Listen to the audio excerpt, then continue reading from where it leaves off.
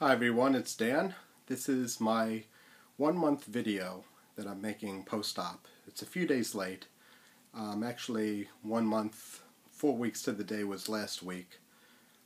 So wanted to make a video for that.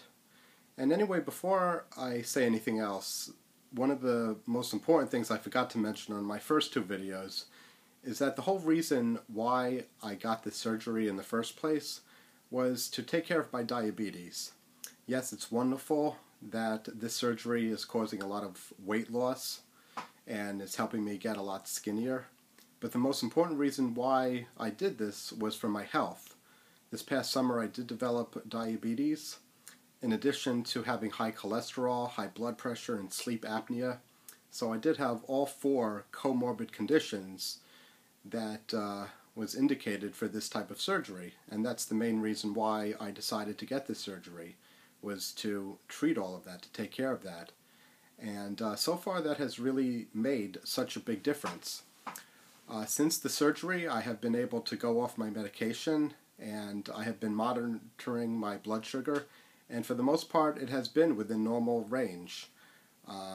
So that has really been a great benefit and really is the most important factor behind all of this. So I'm really happy about that. And when I first got the surgery, in the first 2 weeks I lost over 15 pounds. And so, I've been at the 225 range, and the past couple of weeks it's pretty much stabilized off, where I have been eating a lot more, a lot less, and walking a lot more, but still the weight has pretty much stabilized. The scale is still showing me at 225. Sometimes it goes down to 224.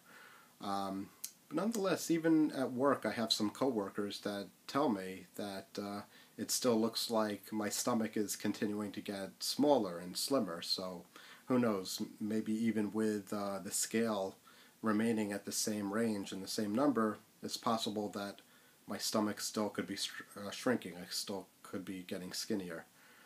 And anyway, I have started eating again the past couple of weeks, and that in itself has provided its own challenge, where the first couple of weeks it was an all-liquid diet, where it was difficult in the fact that I missed food, and it was hard to deal with that, but in a way it was a lot simpler just to be on the strict liquid diet, where I just had nothing but protein shakes and water, sometimes some chicken broth and jello.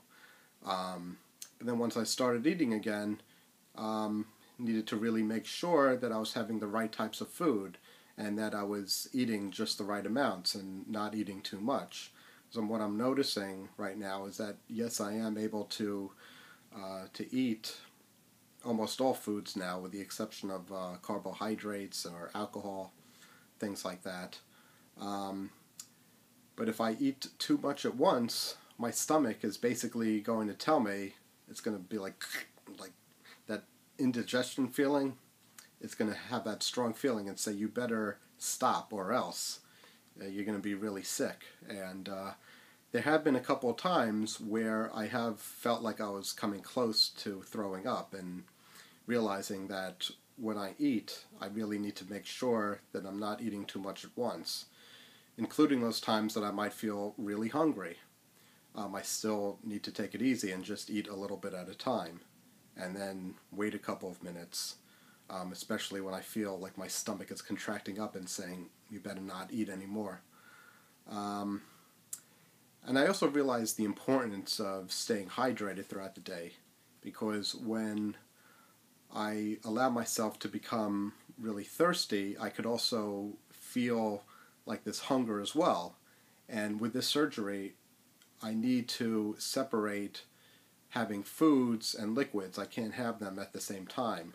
So there have been a couple of times where I was feeling hungry, I ate a little bit, and then I realized, wait, this is more thirst, but I couldn't drink anything. I need to wait at least a half hour after eating anything.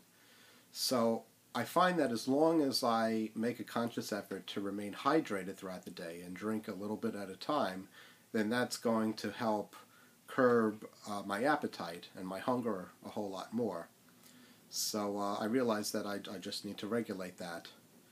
And even with drinking as well, I need to make sure that I don't allow myself to become too thirsty, because then there'll be a temptation for me to want to take a whole lot of water, a whole big glass, and gulp it down at once, but I can't do that, because that too, my stomach is going to contract and say, no, no more. So even if I'm feeling really thirsty and I feel like I could take down a whole lot of water at once, I still need to limit that to just a little bit at a time, wait a couple of minutes, and then start again. And I have been walking a whole lot more, and that's something that too I need to be a bit more consistent with. As my nutritionist said, make sure that I get at least 4 hours of exercise per week. And I saw my surgeon a couple of weeks ago, and he wants me to start doing some more aerobic exercise that's going to bring my heart rate up more. So, I plan on start using my NordicTrack again. And once the warmer weather comes, I plan on starting to run again, which that too will help my heart rate up and help me to lose weight faster. And all of this time I've realized that when it comes to running, that it's a big catch-22, where I know that running will help me to lose weight very quickly. But the thing is, if I have too much weight and I run, then that's going to cause a lot of pain to my shins. So that's why I've been walking all this time. But I'm hoping that in a short while, once the warm weather comes, and with the continuation of me losing weight, that I'll be at a low enough weight so that I could jog and run once again like I did when I was back in high school and college, and be able to run comfortably without pain.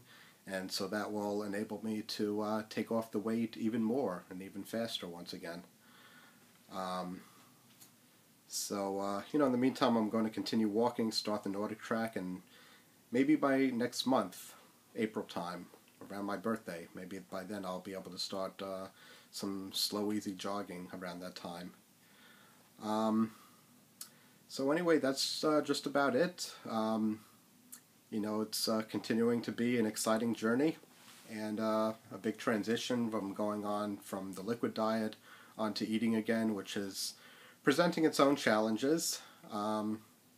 There's still some times that I feel like I'm in my old mentality where I could just eat a whole ton of stuff and I feel like I have that appetite, but regardless of that appetite, the stomach is going to tell me to stop, and it forces me to. And it could be difficult at the moment, but then I remind myself, hey, this is exactly what I wanted. I wanted to get a restrictive procedure done, something that's going to restrict me from eating too much, and this sleeve definitely is doing that. So, and it will continue to do that, and it's up to me to make sure that I'm structured enough and monitoring everything and tracking what I eat and my exercise and all that enough so that I'm going to help it along as much as possible. So anyway, until next month, I hope you enjoy the video, and I will speak to you soon. Bye.